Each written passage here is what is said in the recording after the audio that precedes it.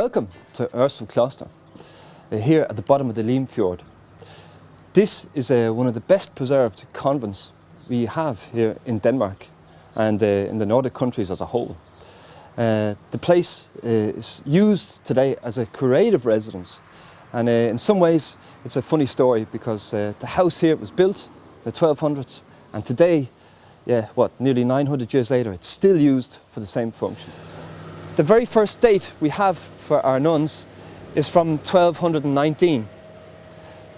But we know that the nuns are here already before this period. So where are the first buildings? We believe that they lie hidden underneath the grass here in the meadows, just south of the monastery.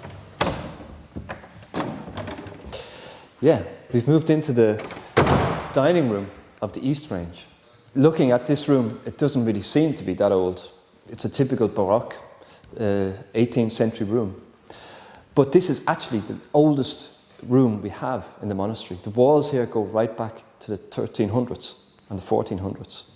And it's a very good example of what actually happened for the monastery here. Because the last nun left the buildings here in 1587. And since then it became a manor house. Around 1900, and especially the First World War, agricultural prices were low, it was hard times to have a big manor house. So the place basically went bankrupt. And the house here, this huge house, basically stood empty. And in the course of about 10 and 20 years, basically started falling apart. So when we reach around 1925, 1929, this house is basically a ruin.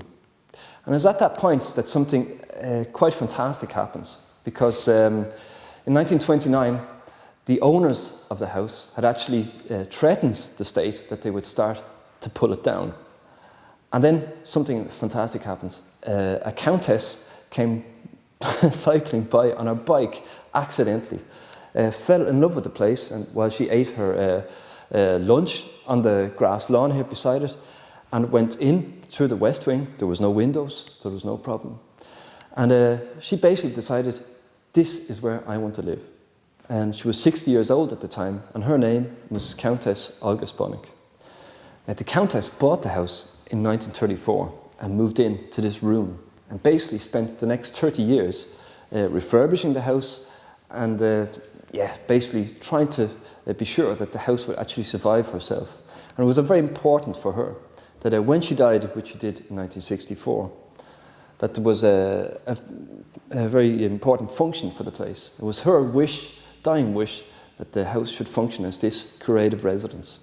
So after 1964, a couple of years building work ensures that in 1969 the house could actually open as a curative residence, and one of Denmark's oldest residences as such. And since then, the last 41 years, it's functioned as such. And we have guests from all of Denmark, Northern Europe, from America, New Zealand, from the whole world basically. They come here to the northern part of Fjends, here at the bottom of the Limfjord, to this special place full of history.